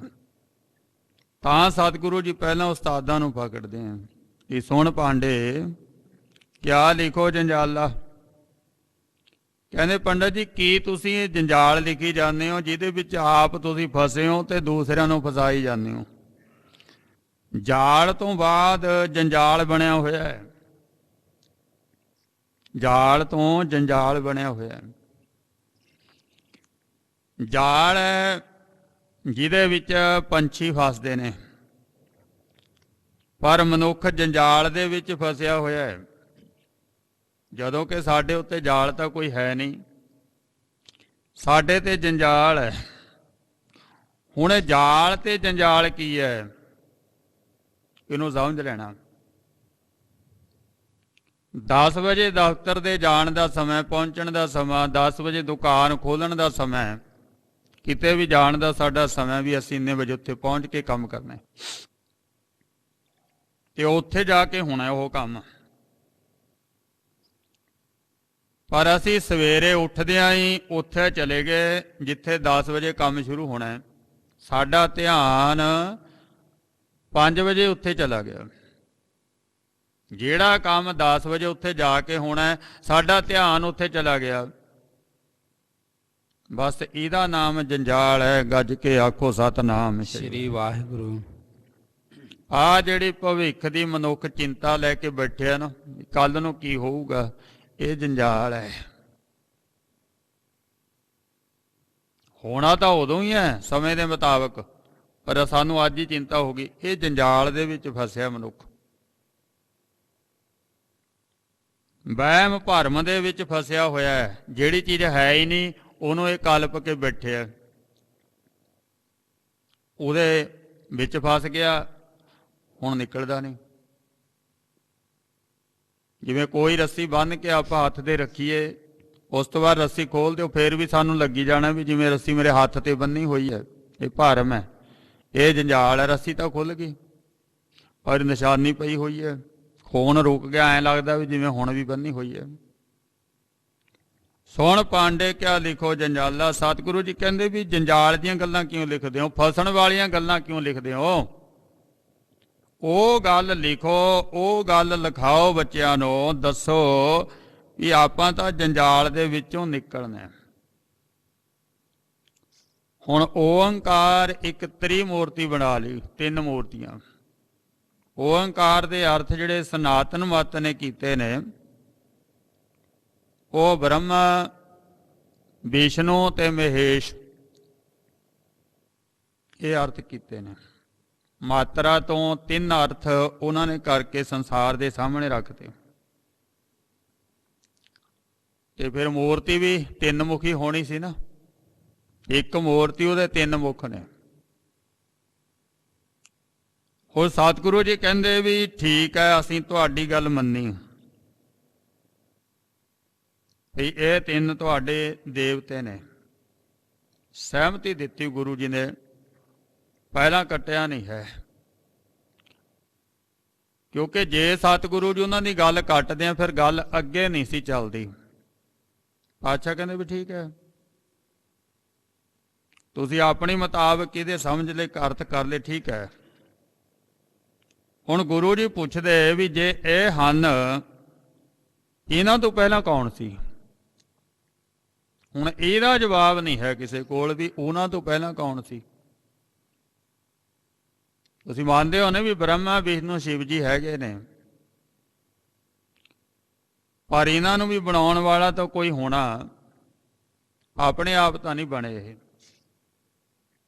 ਜੇ ਆਪਾਂ ਸਰੀਰ ਮੰਨ ਕੇ ਚੱਲਦੇ ਹਾਂ ਤਾਂ ਮਾਤ ਪਿਤਾ ਬਿਨਾ ਜੈਸੇ ਬਾਲ ਨਾ ਹੋਈ, ਮਾਤਾ ਪਿਤਾ ਤੋਂ ਬਿਨਾਂ ਬੱਚੇ ਦਾ ਜਨਮ ਨਹੀਂ ਹੁੰਦਾ। ਫਿਰ ਉਹਦੇ ਮਾਂ ਪਿਓ ਤਾਂ ਪਹਿਲਾਂ ਹੋਣਗੇ ਨਾ, ਤਾਂ ਹੀ ਇਹ ਜਨਮੇ ਨੇ ਨਾ। ਬ੍ਰਹਮਾ ਦੀ ਘਰ ਵਾਲੀ ਆ, ਉਹਦੀ ਲੜਕੀ ਹੈ ਸਰਸਵਤੀ। ਵਿਸ਼ਨੂੰ ਹੈ, ਉਹਦੀ ਵੀ ਘਰ ਵਾਲੀ ਲక్ష్ਮੀ, ਉਹਦੇ ਬੱਚੇ ਨੇ। ਸ਼ਿਵ ਜੀ ਆ, ਉਹਦੀ ਘਰ ਵਾਲੀ ਪਾਰਵਤੀ, ਉਹਦੇ ਵੀ ਨਿਆਣੇ ਨੇ। ਤੇ ਜੇ ਹੁਣ ਉਹ ਭਾਈ ਮਾਤਾ ਪਿਤਾ ਨੇ, ਫਿਰ ਇਹਨਾਂ ਦਾ ਮਾਂ ਪਿਓ ਵੀ ਤਾਂ ਕੋਈ ਹੋਊਗਾ ਨਾ। ਕਿਉਂਕਿ ਹੁਣ ਕਹੀਏ ਵੀ ਪੁੱਤਰ, ਪਰ ਪੋਤਰਾ ਕਿਹਦਾ ਭਾਈ ਤੂੰ, ਦੋਤਰਾ ਕਿਹਦਾ ਤੂੰ, ਇਹ ਵੀ ਤਾਂ ਦੱਸਣਾ ਪੈਂਦਾ। ਹੁਣ ਬਜ਼ੁਰਗ ਤਾਂ ਇਹੀ ਪੁੱਛਦੇ ਨਾ ਵੀ ਤੂੰ ਕਿਹਦਾ ਪੁੱਤ ਹੈ ਭਾਈ, ਉਹ ਦਾਦੇ ਨੂੰ ਜਾਣਦਾ। ਹੁਣ ਜੇ ਉਹ ਪੁੱਤਰ ਨੇ, ਉਹਨਾਂ ਦੇ ਬੱਚੇ ਨੇ, ਫਿਰ ਦਾਦਾ ਵੀ ਤਾਂ ਕੋਈ ਹੋਣਾ ਉਹਨਾਂ ਦਾ, ਪਰ ਨਾ, ਉਹ ਨਹੀਂ ਦੱਸਦੇ। ਸਤਿਗੁਰੂ ਜੀ ਕਹਿੰਦੇ ਇਹਨਾਂ ਤੋਂ ਪਹਿਲਾਂ ਕੌਣ ਹੈ? ਬ੍ਰਹਮਾ ਦੀ ਉਤਪਤੀ ਕਿਤੋਂ ਹੋਈ ਹੈ? ਹੁਣ ਇੱਥੇ ਆ ਕੇ ਚੁੱਪ ਕਰ ਜਾਂਦੇ ਨੇ ਸਾਰੇ। ਸਤਿਗੁਰੂ ਜੀ ਕਹਿੰਦੇ ਵੀ ਹੁਣ ਪੁੱਛੋ ਵੀ ਫਿਰ ਦੱਸਾਂਗੇ। ਹੁਣ ਜਦੋਂ ਨਹੀਂ ਆਉਂਦਾ ਸਵਾਲ ਦਾ ਜਵਾਬ, ਫਿਰ ਪੁੱਛਣਾ ਪੈਂਦਾ ਵੀ ਦੱਸ ਦਿਓ। ਫਿਰ ਉਹਨਾਂ ਨੇ ਕਿਹਾ ਵੀ ਸਾਨੂੰ ਤਾਂ ਇੰਨਾ ਕੁ ਪਤਾ, ਇਸ ਤੋਂ ਅੱਗੇ ਨਹੀਂ ਪਤਾ। ਗੁਰੂ ਜੀ ਕਹਿੰਦੇ ਉਹ ਸੁਣੋ, ਓੰਕਾਰ ਬ੍ਰਹਮਾ ਉਤਪਤ। ਬ੍ਰਹਮਾ ਦੀ ਉਤਪਤੀ ਵੀ ਓੰਕਾਰ ਵਾਹਿਗੁਰੂ ਪਰਮੇਸ਼ਰ ਜੀ ਤੋਂ ਹੋਈ ਹੈ। ਗੱਜ ਕੇ ਆਖੋ ਸਤਿਨਾਮ ਸ੍ਰੀ ਵਾਹਿਗੁਰੂ। ਸਭ ਤੋਂ ਪਹਿਲਾਂ ਪਰਮਾਤਮਾ ਹੈ, ਉਹਦੇ ਤੋਂ ਹੀ ਇਹ ਸਾਰਾ ਕੁਝ ਬਣਿਆ ਹੋਇਆ ਹੈ। ਮੁੱਢ ਵਾਹਿਗੁਰੂ ਹੈ, ਉਹ ਹੈ ਓੰਕਾਰ। ਹੁਣ ਉਹਦੀ ਤੁਸੀਂ ਮੂਰਤੀ ਨਹੀਂ ਬਣਾ ਸਕਦੇ, ਕਿਉਂਕਿ ਅਸੀਂ ਉਹਨੂੰ ਵੇਖਿਆ ਨਹੀਂ ਤੇ ਨਾ ਹੀ ਉਹ ਵੇਖਣ ਦਾ ਵਿਸ਼ਾ ਹੈ। ਪਰਮਾਤਮਾ ਵੇਖਣ ਦਾ ਵਿਸ਼ਾ ਨਹੀਂ ਹੈ। ਚੱਕਰ ਚੇਨ ਅਰ ਵਰਨ ਜਾਤ ਅਰ ਪਾਤ ਨਹਿੰਜ, ਰੂਪ ਰੰਗ ਰੇਖ ਭੇਖ ਕੋ ਕਹਿ ਨਾ ਸਕਤ ਕਿਹ। ਕਿਹੋ ਜਿਹਾ ਹੈ? ਕਿਸੇ ਵਿੱਚ ਸ਼ਕਤੀ ਨਹੀਂ ਹੈ। ਕਿਵੇਂ ਮੂਰਤੀ ਬਣਾਓਗੇ ਉਹਦੀ? ਮੂਰਤੀ ਵਾਸਤੇ ਮੰਦਰ ਚਾਹੀਦਾ। ਜਦੋਂ ਮੂਰਤੀ ਨਹੀਂ ਹੈ, ਮੰਦਰ ਦੀ ਲੋੜ ਨਹੀਂ। ਮੂਰਤੀ ਨਹੀਂ ਬਣੀ ਉਹਦੀ, ਮੰਦਰ ਕਿੱਥੋਂ ਬਣ ਗਿਆ? ਹੈ ਹੀ ਨਹੀਂ ਉਹ। ਉਹਨੂੰ ਨਹੀਂ ਅਸੀਂ ਕਿਸੇ ਵੀ ਟਿਕਾ ਕੇ ਰੱਖ ਸਕਦੇ, ਕਿਤੇ ਵੀ ਬੰਨ੍ਹ ਕੇ ਅਸੀਂ ਨਹੀਂ ਰੱਖ ਸਕਦੇ ਉਹਨੂੰ। ਪਰਮਾਤਮਾ ਅਨੁਭਵ ਦਾ ਵਿਸ਼ਾ ਹੈ, ਉਹਨੂੰ ਮਹਿਸੂਸ ਕੀਤਾ ਜਾਂਦਾ ਹੈ। ਓੰਕਾਰ ਬ੍ਰਹਮਾ ਉਤਪਤ। ਸਤਿਗੁਰੂ ਜੀ ਕਹਿੰਦੇ ਭਾਈ ਬ੍ਰਹਮਾ ਦੀ ਉਤਪਤੀ ਪਰਮਾਤਮਾ ਤੋਂ ਹੋਈ ਹੈ, ਓੰਕਾਰ ਤੋਂ ਹੋਈ ਹੈ। ਹਾਂਜੀ। ਓੰਕਾਰ ਕੀਆ ਜਿਨ ਚਿੱਤ। ਫਿਰ ਪਰਮਾਤਮਾ ਨੇ ਬਣਾਇਆ ਜਿਹਨੂੰ, ਉਸੇ ਨੂੰ ਹੀ ਉਹ ਯਾਦ ਕਰਦਾ ਹੈ। ਬ੍ਰਹਮੈ ਗਰਭ ਕੀਆ, ਪਰਮਾਤਮਾ ਹੰਕਾਰ ਕਰ ਲਿਆ ਬ੍ਰਹਮਾ ਨੇ। ਵੇਦ ਕੀ ਵਿਪਤ ਪੜੀ ਪਛਤਾਨਿਆ। ਜਦੋਂ ਉਹਦਾ ਆਪਣਾ ਹੀ ਗਿਆਨ ਚੋਰੀ ਹੋ ਗਿਆ, ਭਾਵ ਉਹਦਾ ਆਪਣਾ ਹੀ ਗਿਆਨ ਕੰਮ ਨਹੀਂ ਕਰ ਰਿਹਾ, ਫਿਰ ਉਹਨੇ ਰੱਬ ਨੂੰ ਚੇਤੇ ਕੀਤਾ। ਵਾਹਿਗੁਰੂ ਜੀ ਨੇ ਉਹਦਾ ਗਿਆਨ ਵਾਪਸ ਕਰਿਆ। ਮੈਮਰੀ ਨੇ ਕੰਮ ਕਰਨਾ ਛੱਡਤਾ। ਇੱਕ ਥਾਂ ਤੇ ਜਾ ਕੇ ਮੈਮਰੀ ਕੰਮ ਕਰਨਾ ਛੱਡ ਦੇਗੀ, ਕਿਉਂਕਿ ਇੰਨਾ ਡਾਟਾ ਨਹੀਂ ਇਹਦੇ ਵਿੱਚ ਆਉਂਦਾ, ਤਾਂ ਛੋਟੀ ਜੀ ਹੈ। ਪਰਮਾਤਮਾ ਬਹੁਤ ਮਹਾਨ ਹੈ, ਜਿੰਨਾ ਵੱਡਾ ਕਹੋ ਉਨਾ ਹੀ ਵੱਡਾ ਹੈ। ਸੁਣ ਵੱਡਾ ਆਖੈ ਸਭ ਕੋਏ, ਕੇਵਡ ਵੱਡਾ ਡੀਠਾ ਹੋਏ। ਸੁਣ ਕੇ ਕਹਿੰਦੇ ਆ ਨਾ ਵੀ ਪਰਮਾਤਮਾ ਵੱਡਾ, ਦੇਖਿਆ ਤਾਂ ਕਿਸੇ ਨੇ ਨਹੀਂ ਹੈ। ਇਹ ਦੇਖਿਆ ਪਤਾ ਚੱਲੇਗਾ ਵੀ ਉਹ ਪਰਮਾਤਮਾ ਕਿਤਨਾ ਮਹਾਨ ਹੈ, ਕਿਤਨਾ ਵੱਡਾ ਹੈ। ਉਹਦੇ ਗਿਆਨ ਨੇ ਕੰਮ ਕਰਨਾ ਬੰਦ ਕਰਤਾ, ਭਾਵ ਉਹਦਾ ਵੇਦ ਦਾ ਨਾਮ ਗਿਆਨ ਹੀ ਹੈ, ਉਹ ਚੋਰੀ ਹੋ ਗਿਆ, ਕੰਮ ਨਾ ਕਰੇ।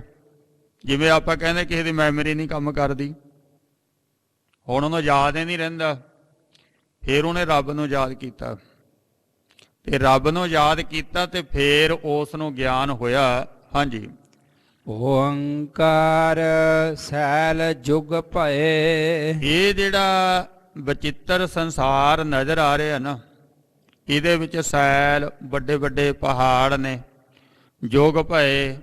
ਫਿਰ ਸਮੇਂ ਦੀ ਵੰਡ ਕਰਤੀ ਮਨੁੱਖ ਨੇ, 4 ਯੁਗਾਂ ਦੇ ਵਿੱਚ ਵੰਡਤਾ। ਸਮੇਂ ਤੋਂ ਪਹਿਲਾਂ ਪਰਮਾਤਮਾ ਹੈ, ਇਸੇ ਕਰਕੇ ਉਹਨੂੰ ਅਕਾਲ ਕਹਿੰਦੇ। ਅਕਾਲ ਨਾਮ ਸਮੇਂ ਦਾ, ਅਕਾਲ ਜਿਹੜਾ ਸਮੇਂ ਤੋਂ ਪਹਿਲਾਂ। ਵਾਹਿਗੁਰੂ ਜੀ ਇਸ ਸਮੇਂ ਨੂੰ ਵੇਖਣ ਵਾਲਾ ਹੈ, ਬਣਾਉਣ ਵਾਲਾ ਹੈ, ਪਰ ਉਹ ਆਪ ਸਮੇਂ ਦੇ ਵਿੱਚ ਨਹੀਂ ਆਉਂਦਾ। ਸਮਾਂ ਸਾਡੇ ਤੇ ਲਾਗੂ ਹੁੰਦਾ ਹੈ, ਪਰ ਪਰਮਾਤਮਾ ਤੇ ਨਹੀਂ। ਸਾਡੇ ਤੇ ਸਮਾਂ ਲਾਗੂ ਹੈ, ਸਾਨੂੰ ਹੁਕਮ ਹੈ ਵੀ ਅੰਮ੍ਰਿਤ ਵੇਲਾ ਸੱਚ ਨਾਮ ਵਡਿਆਈ ਵਿਚਾਰ। ਚੌਥੇ ਪੈਰ ਸਵਾਹ ਕੇ ਸੁਰਤਿਆਂ ਉਪਜੈ ਚਾਓ, ਤਿਨਾਂ ਦਰਿਆਵਾਂ ਸਿਓ ਦੋਸਤੀ ਮਾਨ ਮੁਖ ਸੱਚਾ ਨਾਉ।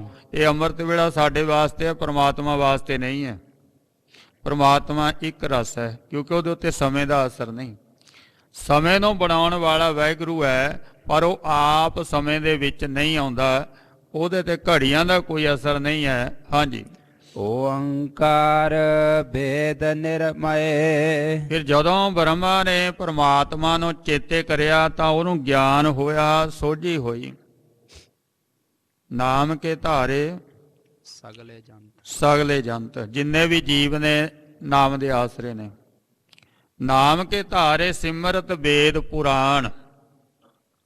ਇਹ ਜਿੰਨੇ ਗ੍ਰੰਥਾਂ ਦਾ ਕਿਸੇ ਨੂੰ ਗਿਆਨ ਹੋਇਆ ਨਾ, ਜਿਹਨੇ ਗ੍ਰੰਥ ਰਚੇ, ਜੇ ਉਹ ਪਰਮਾਤਮਾ ਦੇ ਨਾਮ ਨੂੰ ਉਹਨੇ ਜਪਿਆ, ਪਰਮਾਤਮਾ ਨਾਲ ਜੁੜ ਕੇ ਉਹਨੂੰ ਸੋਝੀ ਹੋਈ, ਤਾਂ ਉਹਨੇ ਲਿਖੇ ਨੇ।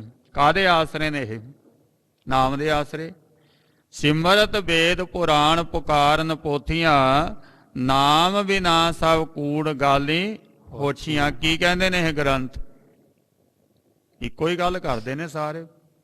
ਇਹ ਗੱਲ ਤਾਂ ਸਾਰੇ ਗ੍ਰੰਥਾਂ ਦੇ ਵਿੱਚ ਸਾਂਝੀ ਹੈ ਕਿ ਭਾਈ ਨਾਮ ਤੋਂ ਬਿਨਾਂ ਕੁਝ ਨਹੀਂ ਹੈ। ਨਾਮੈ ਹੀ ਤੇ ਸਭ ਕੁਛ ਹੋਆ, ਬਿਨ ਸਤਿਗੁਰ ਨਾਮ ਨਾ ਜਪੈ। ਸਾਰਾ ਕੁਝ ਨਾਮ ਤੋਂ ਬਣਿਆ। ਉਹ ਨਾਮ ਓੰਕਾਰ ਹੈ। ਬਾਕੀ ਭਾਸ਼ਾਵਾਂ ਨੇ ਵਰਲਡ ਦੀਆਂ, ਉਹ ਹਰ ਇੱਕ ਭਾਸ਼ਾ ਦੇ ਵਿੱਚ ਇਹਨੂੰ ਆਪਣੀ ਭਾਸ਼ਾ ਦੇ ਮੁਤਾਬਕ ਬੋਲ ਕਹਿ ਸਕਦਾ ਹੈ, ਪਰ ਮੁੱਢ ਇੱਕੋ ਹੀ ਹੈ। ਭਾਸ਼ਾ ਕਰਕੇ ਫਰਕ ਹੈ, ਪਰ ਉਹਦੇ 'ਚ ਫਰਕ ਨਹੀਂ। ਰਾਮ ਹੈ, ਰਹੀਮ ਹੈ, ਤੇ ਹੈ ਤੇ ਉਹੀ ਹੈ ਨਾ। ਜੇ ਹੁਣ ਰਹੀਮ ਹੈ ਤਾਂ ਰਾਮ, ਤਾਂ ਇਹ ਤਾਂ ਨਹੀਂ ਵੀ ਰਾਮ ਖਤਮ ਹੋ ਗਿਆ। ਰਾਮ ਰਹੀਮ ਉਹੀ ਹੈ, ਇੱਕ ਦੋ ਹੀ ਨਾਮ ਨੇ। ਤੋ ਸਾਰੇ ਗ੍ਰੰਥਾਂ ਦੀ ਜਿਹੜੀ ਰਚਨਾ ਹੈ ਉਹ ਵੀ ਭਾਈ ਇਸੇ ਨਾਮ ਤੋਂ ਹੋਈ ਹੈ। ਉਹਨਾਂ ਨੇ ਨਾਮ ਜਪਿਆ ਤਾਂ ਇਹ ਉਹਨਾਂ ਨੂੰ ਗਿਆਨ ਹੋਇਆ। ਹਾਂਜੀ, ਓੰਕਾਰ ਸ਼ਬਦ ਉਦਰੇ। ਇਹ ਉਹ ਸ਼ਬਦ ਹੈ ਵੀ ਇਹਦੇ ਰਾਹੀਂ ਜਿਹੜੇ ਇਹਦੇ 'ਚ ਜੁੜ ਗਏ, ਓੰਕਾਰ ਦੀ ਧੁਨੀ ਵਿੱਚ ਜਿਹੜੇ ਇੱਕਮਿਕ ਹੋ ਗਏ, ਅਭੇਦ ਹੋ ਗਏ, ਉਧਰੇ ਉਹ ਬਚ ਗਏ ਭਵਜਲ ਸੰਸਾਰ ਦੇ ਵਿੱਚ ਡੁੱਬਣ ਤੋਂ। ਹਾਂਜੀ, ਓੰਕਾਰ ਗੁਰਮੁਖ ਤਰੇ। ਇਸੇ ਓੰਕਾਰ ਨੂੰ ਗੁਰਮੁਖ ਤਰੇ, ਜਿਨ੍ਹਾਂ ਨੇ ਗੁਰੂ ਦੀ ਸ਼ਰਨ ਵਿੱਚ ਪੈ ਕੇ ਇਸ ਨੂੰ ਧਾਰਨ ਕਰ ਲਿਆ। ਕਿਉਂਕਿ ਗੁਰੂ ਤੋਂ ਬਿਨਾ ਇਹ ਸਮਝ ਵਿੱਚ ਨਹੀਂ ਨਾ ਆਉਂਦਾ। 4 ਅੱਖਰ ਨੇ ਇਹ, ਤੇ ਇਹਦੇ ਵਿੱਚ 2 ਮਾਤਰਾ ਨੇ ਜਿਹੜੀਆਂ ਅਰਥ ਨੂੰ ਸਪਸ਼ਟ ਕਰਦੀਆਂ। ਪਰ ਇਹ ਗਹਿਰਾ ਇਤਨਾ ਕਿ ਗੁਰੂ ਤੋਂ ਬਿਨਾ ਇਹਦੀ ਸਮਝ ਨਹੀਂ ਆਉਂਦੀ। ਫਿਰ ਸੁਣ ਕੇ ਨਹੀਂ ਸਮਝ ਆਉਂਦੀ, ਪੜ੍ਹ ਕੇ ਨਹੀਂ ਸਮਝ ਆਉਂਦੀ। ਫਿਰ ਇਹਨੂੰ ਹਰ ਵਕਤ ਧਿਆਨ ਦੇ ਵਿੱਚ ਰੱਖਣਾ ਪੈਂਦਾ ਹੈ। ਫਿਰ ਕਿਤੇ ਕੋਈ ਕਿਣਕਾ ਸਮਝ ਦੇ ਵਿੱਚ ਆਉਂਦਾ, ਪੂਰਾ ਨਹੀਂ ਸਮਝ ਆ ਜਾਂਦਾ। ਕਿਨਕਾ ਏਕ ਜਿਸ ਜੀਵ ਸਾਵੈ, ਤਾਂ ਕਿ ਮਹਿਮਾ ਗਣੀ ਨਾ ਹੋਵੇ। ਕਿਣਕਾ ਹੀ ਸਮਝ ਵਿੱਚ ਆਉਣਾ। ਪਹਾੜ ਹੈ, ਪਹਾੜ ਕਿਣਕਿਆਂ ਦੇ ਨਾਲ ਬਣਿਆ ਹੋਇਆ ਹੈ, ਰੇਤ ਦੇ ਕਿਣ ਨੇ। ਹੁਣ ਪਹਾੜ ਦੇ ਸਾਹਮਣੇ ਰੇਤ ਦਾ ਕਿਣਕਾ ਕਿੰਨਾ, ਵਾ ਇੰਨੀ ਕੁ ਸਮਝ ਆਉਂਦੀ ਹੈ। ਪਰ ਕਹਿੰਦੇ ਜਿਹਨੂੰ ਇੰਨੀ ਕੁ ਵੀ ਸਮਝ ਆ ਗਈ ਓੰਕਾਰ ਦੀ, ਉਹਦੀ ਮਹਿਮਾ ਲਿਖਣ ਦੇ ਵਿੱਚ ਨਹੀਂ ਆਉਂਦੀ। ਮਿਲਵੇ ਕੀ ਮਹਿਮਾ ਵਰਨ ਨਾ ਸਾਕੋਂ, ਨਾਨਕ ਪਰੈ ਪਰੀਲਾ। ਪਰੇ ਤੋਂ ਪਰੇ ਹੈ, ਉਹਦੀ ਮਹਿਮਾ ਮਹਾਨ ਹੈ। ਇੱਕ ਕਿਣਕਾ ਜਿਹਦੇ ਜੀ ਚ ਪ੍ਰਸਾਦ ਆ, ਉਹ ਫਿਰ ਕਿਣਕਾ ਕੁ ਸਮਝ ਦੇ ਵਿੱਚ ਆਉਂਦਾ ਹੈ। ਹੁਣ ਉਹ ਕਿਣਕੇ ਦੇ ਵਿੱਚ ਹੀ ਸਾਰਾ ਪਹਾੜ ਪਿਆ ਹੁੰਦਾ ਹੈ। ਜਿਵੇਂ ਪਾਣੀ ਦੇ ਬੂੰਦ ਦੇ ਵਿੱਚ ਪੂਰਾ ਪਾਣੀ ਪਿਆ 71%, ਕਿਉਂਕਿ ਗੁਣ ਬੂੰਦ ਦੇ ਵਿੱਚ ਵੀ ਉਹੀ ਹੈ ਜਿਹੜਾ 71% ਪਾਣੀ ਦੇ ਵਿੱਚ ਹੈ। ਗੁਣ ਉਹੀ ਹੈ, ਨੁਕਤਾ ਉਹੀ ਹੈ। ਬਸ ਇਸ ਤਰ੍ਹਾਂ ਸਮਝ ਵਿੱਚ ਆ ਜਾਂਦੀ ਹੈ। ਹਾਂਜੀ, ਓ ਨਮ ਅੱਖਰ ਸੁਣੋ ਵਿਚਾਰ। ਇਹ ਜਿਹੜਾ ਉਹ ਨਵਾਂ ਅੱਖਰ ਹੈ, ਸਾਹਿਬ ਜੀ ਕਹਿੰਦੇ ਦੀ ਵਿਚਾਰ ਸੁਣੋ। ਹਾਂਜੀ, ਓ ਨਮ ਅੱਖਰ ਤਿਰ ਭਾਵਨ ਸਾਰ। ਆ ਜਿਹੜੇ ਤਿੰਨੇ ਭਾਵਨ ਨੇ ਨਾ, ਇਹਦਾ ਤੱਤ ਜਿਹੜਾ ਨਾ ਉਹ ਇਸੇ ਅੱਖਰ ਦੇ ਵਿੱਚ ਪਿਆ ਹੈ। ਇਸੇ ਤੋਂ ਹੀ ਤਿੰਨੇ ਭਾਵਨਾ ਵਾਲਾ ਸੰਸਾਰ ਬਣਿਆ ਹੋਇਆ। ਸਾਚੇ ਤੇ ਪਵਨਾ ਭਿਆ, ਪਵਨੇ ਤੇ ਜਲ ਹੋਏ, ਜਲ ਤੇ ਤੇਰੇ ਭਵਨ ਸਾਜਿਆ, ਘਟ ਘਟ ਜੋਤ ਸਮੋਏ। ਹੁਣ ਸਥੂਲ ਨੂੰ ਵਿਗਿਆਨੀ ਮੰਨਦੇ ਵੀ ਆਖੇ ਜੀ ਸੂਰਜ ਤੋਂ ਕੁਝ ਗੈਸਾਂ ਵੱਖਰੀਆਂ ਹੋਈਆਂ, ਠੰਡੀਆਂ ਹੋ ਕੇ ਧਰਤੀ ਬਣ ਗਈ। ਪਰ ਸਾਹਿਬ ਜੀ ਕਹਿੰਦੇ ਸੂਰਜ ਤੋਂ ਪਹਿਲਾਂ ਵੀ ਤਾਂ ਕੁਝ ਹੋਣਾ। ਸੂਰਜ ਕਿਹੜੇ ਆਪਣੇ ਆਪ ਹੀ ਹੋਂਦ ਵਿੱਚ ਆ ਗਿਆ। ਜਿਹੜੀ ਵੀ ਕਿਰਤ ਹੈ ਉਹਦਾ ਕਰਤਾ ਕੋਈ ਨਾ ਕੋਈ ਹੈਗਾ, ਬਿਨਾਂ ਕਰਤੇ ਤੋਂ ਕੋਈ ਕਿਰਤ ਨਹੀਂ ਹੈ। ਸੂਰਜ ਨੂੰ ਵੀ ਕਿਸੇ ਨੇ ਬਣਾਇਆ ਹੋਣਾ, ਉਹ ਸੂਖਮ ਹੈ, ਉਹਨੂੰ ਵਿਗਿਆਨ ਮੰਨਦੀ ਨਹੀਂ, ਕਿਉਂਕਿ ਵਿਗਿਆਨ ਜਿਹੜੀ ਉਹ ਸਥੂਲ ਨੂੰ ਮੰਨਦੀ ਹੈ, ਸੂਖਮ ਨੂੰ ਨਹੀਂ ਮੰਨਦੀ, ਜੋ ਦਿਖਾਈ ਨਹੀਂ ਦਿੰਦਾ। ਹੁਣ ਪਰਮਾਤਮਾ ਦਿਖਾਈ ਨਹੀਂ ਦਿੰਦਾ, ਉਹ ਮੁੱਕਰ ਗਏ, ਕਹਿੰਦੇ ਜੀ ਨਹੀਂ ਸੂਰਜ ਤੋਂ ਹੀ ਗੈਸਾਂ ਵੱਖਰੀਆਂ ਹੋਈਆਂ। ਪਾਤਸ਼ਾਹ ਕਹਿੰਦੇ ਨਵਾਂ ਸੂਰਜ ਸੂਰਜ ਹੈ, ਨਵਾਂ ਚੰਦਰ ਚੰਦਰ ਹੈ। ਕਹਿੰਦੇ ਮੈਂ ਉਹਨੂੰ ਨਮਸਕਾਰ ਕਰਦਾ ਜਿਹਨੇ ਸੂਰਜ ਬਣਾਏ ਨੇ, ਚੰਦਰਮਾ ਨੂੰ ਬਣਾਇਆ, ਮੈਂ ਉਹਦਾ ਨਮਸਕਾਰ ਕਰਦਾ।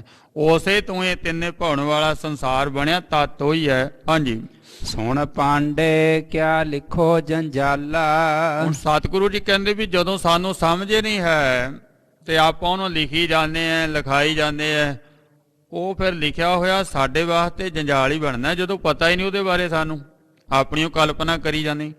ਪੰਡਤ ਜੀ ਕੀ ਲਿਖਦੇ ਹੋ ਜੰਜਾਲ ਦੀਆਂ ਗੱਲਾਂ? ਹਾਂਜੀ, ਲਿਖ ਰਾਮ ਨਾਮ ਗੁਰਮੁਖ ਗੋਪਾਲਾ। ਕਹਿੰਦੇ ਫਿਰ ਲਿਖਣਾ ਕੀ ਹੈ? ਲਿਖ ਰਾਮ ਨਾਮ, ਰਾਮ ਨਾਮ ਨੂੰ ਲਿਖ ਲੋ। ਗੁਰਮੁਖ ਗੋਪਾਲਾ, ਗੁਰੂ ਦੀ ਸ਼ਰਨ ਵਿੱਚ ਪੈ ਕੇ ਜਿਹੜਾ ਪਰਮਾਤਮਾ ਸਭ ਦੀ ਪਾਲਣਾ ਕਰਨ ਵਾਲਾ ਹੈ, ਉਹਦਾ ਨਾਮ ਹਿਰਦੇ ਵਿੱਚ ਲਿਖ ਲੋ। ਪੱਟੀ ਤੇ ਲਿਖਿਆ ਤਾਂ ਮਿਟ ਜਾਣਾ, ਆਪਣੇ ਅੰਦਰ ਲਿਖ ਲੋ ਉਸ ਨੂੰ। ਹਾਂਜੀ, ਰਹਾਉ। ਇਹ ਰਹਾਉ ਦਾ ਬੰਦ ਹੈ, ਜੋ ਕਿ ਬਾਣੀ ਦਾ ਸ਼ਬਦ ਕੇਂਦਰੀ ਭਾਵ ਹੈ। ਹਾਂਜੀ, ਸਸੈ ਸਭ ਜਗ ਸਹਿਜ ਉਪਾਇਆ, ਤੀਨ ਭਵਨ ਇੱਕ ਜੋਤੀ। ਹੁਣ ਸਤਿਗੁਰੂ ਜੀ ਕਹਿੰਦੇ ਵੀ ਸੱਸਾ ਅੱਖਰ ਕੀ ਕਹਿੰਦਾ? ਸਸੈ ਸਭ ਜਗ ਸਹਿਜ ਉਪਾਇਆ, ਤੀਨ ਭਵਨ ਇੱਕ ਜੋਤੀ।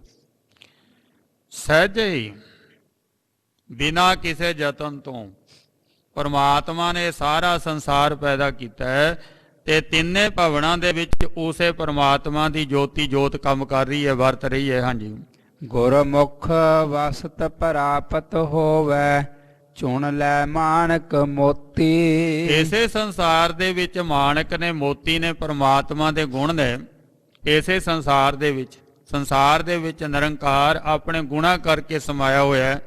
ਕਹਿੰਦੇ ਗੁਰੂ ਦੀ ਸ਼ਰਨ ਦੇ ਵਿੱਚ ਪੈ ਕੇ ਇਸ ਵਸਤੂ ਨੂੰ ਲੱਭ ਲੈ, ਸ਼ੁਭ ਗੁਣਾਂ ਦੇ ਨਾਲ ਸਾਂਝ ਪਾ ਲੈ। ਹਾਂਜੀ, ਸਮਝੈ ਸੂਝੈ ਪੜ ਪੜ ਬੂਝੈ, ਅੰਤ ਨਿਰੰਤਰ ਸਾਚਾ।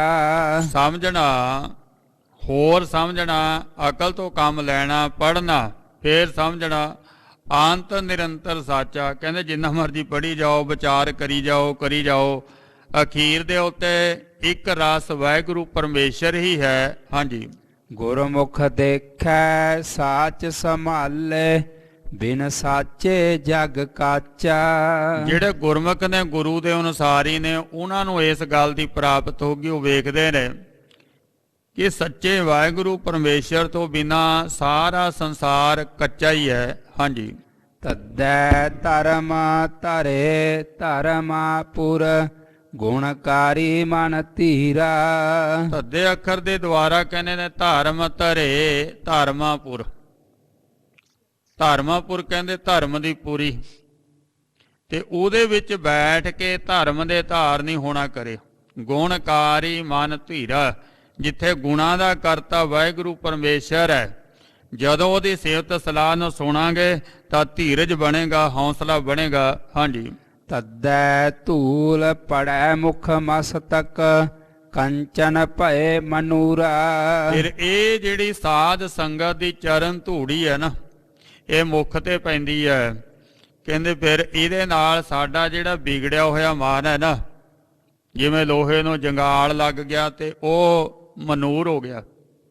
ਫਿਰ ਸਤਿਗੁਰਾਂ ਜੀ ਨੂੰ ਮਿਲ ਕੇ ਵਿਗੜਿਆ ਹੋਇਆ ਮਨ ਜਿਹੜਾ ਹੈ ਉਹ ਸ਼ੁੱਧ ਸੋਨੇ ਦੀ ਤਰ੍ਹਾਂ ਹੋ ਜਾਂਦਾ ਹੈ, ਮਨ ਸ਼ੁੱਧ ਹੋ ਜਾਂਦਾ ਹੈ। ਹਾਂਜੀ। ਤਨ ਧਰਨੀ ਧਰ ਆਪ ਅਜੋਨੀ ਤੋਲ ਬੋਲ ਸੱਚ ਪੂਰਾ। ਧਨ ਹੈ, ਧਰਣੀ ਹੈ, ਧਾਰ ਆਸਰਾ ਦੇਣ ਵਾਲਾ ਪ੍ਰਮਾਤਮਾ ਆਪ, ਅਜੋਨੀ ਜੋਨਾਂ ਤੋਂ ਰਹਿਤ, ਤੋਲ ਬੋਲ ਦੇ ਵਿੱਚ ਸੱਚਾ ਤੇ ਪੂਰਾ ਹੈ ਵਾਹਿਗੁਰੂ। ਇਹ ਗੱਲ ਦੀ ਸਮਝ ਸਤ ਸੰਗਤ ਦੇ ਵਿੱਚ ਬੈਠ ਕੇ ਆਉਂਦੀ ਹੈ ਜਗਿਆਸੂ ਨੂੰ। ਹਾਂਜੀ। ਕਰਤੇ ਕੀ ਮਿਤ ਕਰਤਾ ਜਾਣੈ ਕਹਿ ਜਾਣੈ ਗੁਰ ਸੂਰਾ। ਵਾਹਿਗੁਰੂ ਜੀ ਦੀ ਮਿਤ ਮਰਿਆਦਾ ਨੂੰ ਸਮਝਣਾ ਸਾਡੇ ਵੱਸ ਦਾ ਕੰਮ ਨਹੀਂ, ਉਹ ਸਿਰਫ ਗੁਰੂ ਸੂਰਮਾ ਜਾਣਦਾ ਹੈ। ਗੁਰੂ ਸੂਰਮਾ ਸਮਝਾ ਦੇਵੇ ਤਾਂ ਸਮਝ ਵਿੱਚ ਆ ਸਕਦਾ ਹੈ। ਹਾਂਜੀ। ਅਗਿਆਨ ਗਵਾਇਆ ਦੂਜਾ ਪਾਇਆ ਗਰਭ ਗਲੇ ਬਿਖ ਖਾਇਆ। ਪਰ ਇਹ ਜਿਹੜਾ ਜੀਵ ਹੈ ਇਹ ਜਦੋਂ ਪ੍ਰਮਾਤਮਾ ਨੂੰ ਛੱਡ ਕੇ ਦੂਸਰੇ ਪਾਸੇ ਮਾਇਆ ਵਾਲੇ ਪਾਸੇ ਲੱਗ ਗਿਆ, ਫਿਰ ਉਹਨੇ ਹੰਕਾਰ ਪੈਦਾ ਕੀਤਾ, ਫਿਰ ਇਹਨੇ ਜ਼ਹਿਰ ਨੂੰ ਖਾਧਾ ਤੇ ਜਿਹੜਾ ਅਸਲੀ ਗਿਆਨ ਸੀ ਉਹ ਗਵਾ ਦਿੱਤਾ। ਹਾਂਜੀ। ਗੁਰ ਰਸ ਗੀਤ ਬਾਦ ਨਹੀਂ ਭਾਵੈ ਸੁਣੀਐ ਗਹਿਰ ਗੰਭੀਰ ਗਵਾਇਆ। ਜੋ ਸਤਿਗੁਰੂ ਜੀ ਰਸ ਬਖਸ਼ਦੇ ਨੇ, ਜੋ ਸਿਫਤ ਸਲਾਹ ਦਾ ਗੀਤ ਬਖਸ਼ਦੇ ਨੇ, ਵਿਚਾਰ ਬਖਸ਼ਦੇ ਨੇ, ਉਹ ਤਾਂ ਇਹਨੂੰ ਚੰਗਾ ਹੀ ਨਹੀਂ ਲੱਗਦਾ। ਇਸ ਤਰ੍ਹਾਂ ਇਹਨੇ ਪ੍ਰਮਾਤਮਾ ਨੂੰ ਗਵਾ ਦਿੱਤਾ। ਹਾਂਜੀ। ਗੁਰ ਸੱਚ ਕਹਿਆ ਅੰਮ੍ਰਿਤ ਲਹਿਆ ਮਨ ਤਨ ਸਾਚ ਸੁਖਾਇਆ। ਸਤਿਗੁਰਾਂ ਜੀ ਨੇ ਸੱਚ ਕਿਹਾ ਤੇ ਜਿਨ੍ਹਾਂ ਨੇ ਮੰਨ ਲਿਆ ਉਹਨਾਂ ਨੇ ਅੰਮ੍ਰਿਤ ਲਿਆ, ਅੰਮ੍ਰਿਤ ਪ੍ਰਾਪਤ ਕਰ ਲਿਆ ਤੇ ਉਹਨਾਂ ਨੂੰ ਫਿਰ ਭਾਈ ਤਨ ਮਨ ਕਰਕੇ ਸੁੱਖ ਦੀ ਪ੍ਰਾਪਤੀ ਹੋ ਗਈ। ਹਾਂਜੀ। ਆਪੇ ਗੁਰਮੁਖ ਆਪੇ ਦੇਵੈ ਆਪੇ ਅੰਮ੍ਰਿਤ ਪੀ ਆਇਆ। ਆਪੇ ਗੁਰਮੁਖ ਬਣਦਾ ਹੈ, ਆਪੇ ਹੀ ਦਿੰਦਾ ਹੈ, ਆਪੇ ਹੀ ਅੰਮ੍ਰਿਤ ਪਿਆਉਣ ਵਾਲਾ ਹੈ। ਪਰਮਾਤਮਾ ਗੁਰੂ ਰੂਪ ਹੋ ਕੇ ਅੰਮ੍ਰਿਤ ਪਿਆਉਂਦਾ ਹੈ। ਹਾਂਜੀ। ਏਕੋ ਏਕ ਕਹੈ ਸਭ ਕੋਈ ਹਉ ਮੈਂ ਗਰਭ ਵਿਆਪੈ। ਹਰ ਇੱਕ ਕਹਿ ਰਿਹਾ ਵੀ ਪ੍ਰਮਾਤਮਾ ਇੱਕ ਹੈ, ਪ੍ਰਮਾਤਮਾ ਇੱਕ ਹੈ, ਪਰ ਇਸ ਦੇ ਬਾਵਜੂਦ ਹਉਮੈ ਫੇਰ ਵਿਆਪ ਰਹੀ ਹੈ, ਹੰਕਾਰ ਫੇਰ ਨਹੀਂ ਛੱਡਦਾ ਕਿ ਜੇ ਉਹ ਇੱਕੋ ਹੀ ਹੈ, ਤੂੰ ਹੈ ਹੀ ਨਹੀਂ, ਫਿਰ ਤੂੰ ਤਾਂ ਭਾਈ ਆਪਣੀ ਹਉਮੈ ਛੱਡ ਦੇ। ਆਪਣੀ ਹਉਮੈ ਛੱਡਣ ਨੂੰ ਫੇਰ ਵੀ ਤਿਆਰ ਨਹੀਂ। ਨਾਲੇ ਕਹਿੰਦਾ ਪ੍ਰਮਾਤਮਾ ਇੱਕੋ ਹੀ ਹੈ। ਨਾਨਕ ਹੁਕਮ ਹੈ ਜੇ ਬੁੱਝੈ ਤਾਂ ਹਉਮੈ ਕਹਿ ਨਾ ਕੋਏ। ਜੇ ਹਉਮੈ ਮਿਟ ਗਈ ਤਾਂ ਇੱਕ ਦੀ ਸਮਝ ਆ ਗਈ, ਫਿਰ ਹਉਮੈ ਦੀ ਗੱਲ ਕਿਉਂ ਕਰਦੇ? ਪੜ੍ਹਾ ਰਿਹਾ, ਪੜ੍ਹ ਰਿਹਾ, ਪਰ ਆਪਣੀ ਹਉਮੈ ਤਾਂ ਗਈ ਨਹੀਂ। ਹਾਂਜੀ। ਅੰਤਰ ਬਾਹਰ ਏਕ ਪਛਾਣੈ ਇਉ ਘਰ ਮਹਿਲ ਸਿਆਪੈ। ਜਦੋਂ ਤੱਕ ਹਉਮੈ ਨਹੀਂ ਛੱਡਦਾ ਉਦੋਂ ਤੱਕ ਸਮਝ ਨਹੀਂ ਆਉਂਦੀ ਕਿ ਪ੍ਰਮਾਤਮਾ ਅੰਦਰ ਬਾਹਰ ਉਹੀ ਹੈ। ਇਉਂ ਘਰ ਮਹਿਲ ਸਿੰਝਾਪੈ। ਜਿਹੜਾ ਪ੍ਰਮਾਤਮਾ ਦਾ ਘਰ ਹੈ ਉਹਦੀ ਪਛਾਣ ਇਸ ਤਰੀਕੇ ਨਾਲ ਹੁੰਦੀ ਹੈ। ਹਾਂਜੀ। ਪ੍ਰਭ ਨੇੜੇ ਹਰ ਦੂਰ ਨਾ ਜਾਣੋ ਏਕੋ ਸ੍ਰਿਸ਼ਟ ਸਬਾਈ। ਸਤਿਗੁਰੂ ਜੀ ਕਹਿੰਦੇ ਭਾਈ ਪ੍ਰਮਾਤਮਾ ਨੇੜੇ ਹੈ, ਉਹਨੂੰ ਦੂਰ ਨਾ ਜਾਣਾ ਕਰੋ। ਇਹ ਸਾਰੀ ਸ੍ਰਿਸ਼ਟੀ ਜਿਹੜੀ ਉਹਨੇ ਪੈਦਾ ਕੀਤੀ ਹੈ ਨਾ, ਇਸੇ ਦੇ ਵਿੱਚ ਤਾਂ ਉਹ ਪ੍ਰਮਾਤਮਾ ਵਰਤ ਰਿਹਾ ਹੈ। ਹਾਂਜੀ। ਏਕ ਓੰਕਾਰ ਅਵਰ ਨਹੀਂ ਦੂਜਾ ਨਾਨਕ ਏਕ ਸਮਾਈ। ਇੱਕ ਪ੍ਰਮਾਤਮਾ ਤੋਂ ਬਿਨਾ ਦੂਸਰਾ ਤਾਂ ਕੋਈ ਹੈ ਹੀ ਨਹੀਂ। ਸਤਿਗੁਰੂ ਨਾਨਕ ਸਾਹਿਬ ਜੀ ਮਹਾਰਾਜ ਕਹਿੰਦੇ ਭਾਈ ਸਾਰਿਆਂ ਦੇ ਵਿੱਚ ਉਹ ਵਾਹਿਗੁਰੂ ਸਮਾਇਆ ਹੋਇਆ ਹੈ। ਘਾਟ ਘਾਟ ਮੈਂ ਹਰਜੂ ਵਸੈ ਸੰਤਨ ਕਿਹੋ ਪੁਕਾਰ। ਹਰ ਇੱਕ ਹਿਰਦੇ ਵਿੱਚ ਰੱਬ ਦਾ ਵਾਸ ਹੈ ਭਾਈ। ਇੱਕ ਫਿੱਕਾ ਨਾ ਗਲਾਏ ਸਭ ਨਾ ਮੈਂ ਸੱਚਾ ਸੋ ਧਣੀ। ਸਾਹਿਬ ਜੀ ਕਹਿੰਦੇ ਸਾਰਿਆਂ ਦੇ ਵਿੱਚੋਂ ਮਾਲਕ ਦਾ ਵਸ ਹੈ। ਇਸ ਕਰਕੇ ਫਿੱਕਾ ਬੋਲ ਕੇ ਕਿਸੇ ਦਾ ਭਾਈ ਮਨ ਨਹੀਂ ਦਿਖਾਉਣਾ। ਜਦੋਂ ਆਪਾਂ ਕਿਸੇ ਦਾ ਮਨ ਦਿਖਾ ਦਿੱਤਾ ਤੇ ਫਿਰ ਆਪਾਂ ਕਹੀਏ ਵੀ ਪਰਮਾਤਮਾ ਨੂੰ ਮਿਲਣਾ ਹੈ, ਇਸ ਤਰ੍ਹਾਂ ਪਰਮਾਤਮਾ ਨਹੀਂ ਮਿਲਣਾ। ਰੱਬ ਦੀ ਬਣਾਈ ਹੋਈ ਕਾਇਨਾਤ, ਰੱਬ ਦੇ ਬਣਾਏ ਹੋਏ ਜੀਆਂ ਦੇ ਨਾਲ ਪਿਆਰ ਕਰਕੇ ਹੀ ਵਾਹਿਗੁਰੂ ਪਰਮੇਸ਼ਰ ਜੀ ਦੀ ਖੁਸ਼ੀ मिल सकती है। अवल अल्लाह नूर उपाया कुदरत के सब बंदे, एक नूर ते सब जग उपजया कौन भले को मंदे। ये साडी कोई ड्यूटी नहीं है किसी का निर्णय करना कौन चंगा कौन माड़ा, वाहिगुरू जी आप जानते हैं। आप उस वाहिगुरू दे नाल जुड़िए जिन्हें भाई सानू पैदा किया होया है। पातशाह की बाणी जो गाध बोध है, ऐसी बाणी की विचार करदिया होया होइयां भुल्लां लई दास जीवां दा जाचक है। वाहिगुरू जी का खालसा, वाहिगुरू जी की फतेह।